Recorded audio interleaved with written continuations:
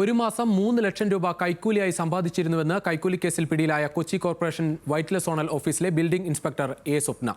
താൻ മാത്രമല്ല കോർപ്പറേഷനിലെ പകുതിയിലധികം ബിൽഡിംഗ് ഹെൽത്ത് ഇൻസ്പെക്ടർമാർ കൈക്കൂലിക്കാരാണെന്ന് സ്വപ്ന മൊഴി നൽകിയതായാണ് വിവരം.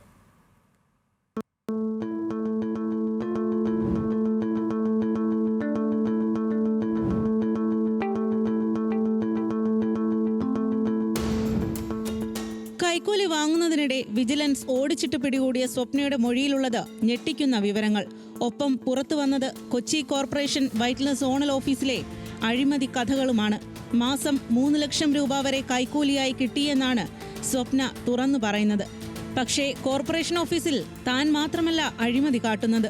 പകുതിയിലധികം ബിൽഡിംഗ് ഹെൽത്ത് ഇൻസ്പെക്ടർമാരും കൈക്കൂലിക്കാരാണ്. റേറ്റ് വെച്ചാണ് കൈക്കൂലി വാങ്ങുന്നത്. കുറഞ്ഞ തോതിൽ കൈക്കൂലി വാങ്ങുന്നയാളാണ് താനെന്ന് സ്വപ്ന അവകാശപ്പെടുന്നു. കോർപ്പറേഷനിൽ കൈക്കൂലി വാങ്ങാൻ വിവിധ മാർഗങ്ങളാണ്. ആരും കയ്യിൽ പണം വാങ്ങാറില്ല.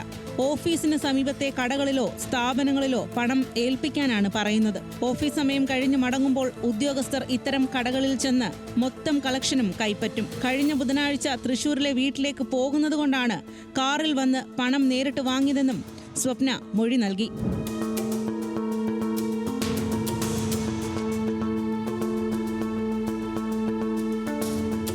കോർപ്പറേഷൻ ഓഫീസിലെ ബിൽഡിംഗ് ഇൻസ്പെക്ടറായ സ്വപ്ന 15,000 രൂപ കൈക്കൂലി വാങ്ങുന്നതിനിടെയാണ് പിടിയിലായത്.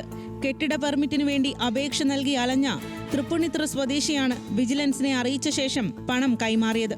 കൈക്കൂലി പണം ഉപയോഗിച്ച് ഭൂസ്വത്ത് വാങ്ങിയെന്ന് സ്വപ്ന സമ്മതിച്ചിട്ടുണ്ട്.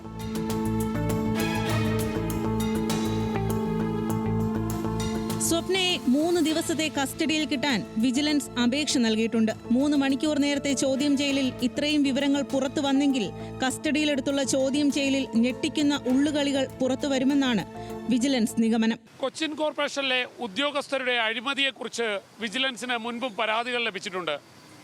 കൈക്കൂലി കേസിൽ പിടിയിലായ സ്വപ്നയുടെ ഈ വെളിപ്പെടുത്തൽ ഉദ്യോഗസ്ഥർക്ക് ലഭിച്ച ആ പരാതികൾ ശരിവയ്ക്കുന്നതാണ്. ഷാഹിൻ ആന്റണി, ന്യൂസ് മലയാളം, കൊച്ചി.